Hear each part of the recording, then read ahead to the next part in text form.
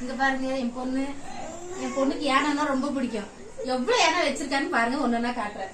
ஒண்ணுங்களா, 2 போடு, தூக்கி வெளியே போடு. 2 வைக்காத கீழே. 3 4 குட்டி யானை.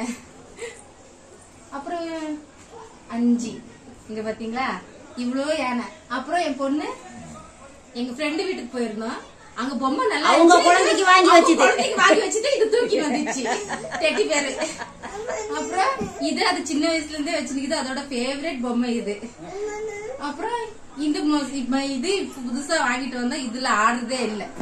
அப்புறம் இன்னொன்னு இது என் பெரிய பையன் பொம்மை எடுத்து வச்சுட்டு கொடுக்கவே மாட்டேன்றா. அவன் டெய்லி அழுகுறான் வேணும் வேணும்னு.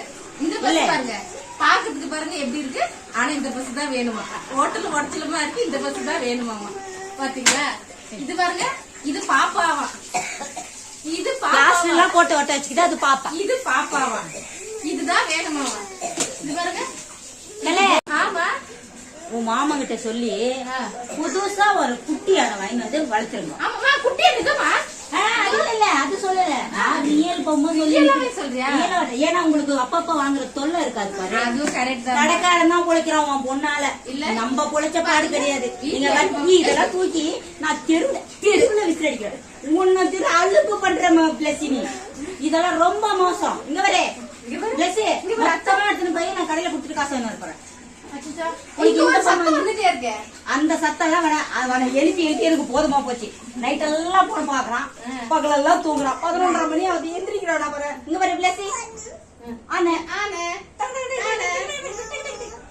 என்ன சமயம். என் பொண்ணு அழுதுட்டே இருக்கான்னு நினைக்காதீங்க. அவளுக்கு உடம்பு சரியில்லை, அதனால அழுதுட்டே இருக்கா. அடுத்த வாட்டி அவன் நல்லா ஆடும்போது வீடியோ எடுத்து போடுறேன். மேடம்க்கு நான் 2 நாள்ல பிறந்த நாள் வருது. பிறந்த நாளைக்கு அவங்க நல்லா இருக்க மாட்டாங்க. எப்பயுமே உடம்பு சொல்ல காட்டுவாங்க. அது அவங்களுடைய பழக்கம்.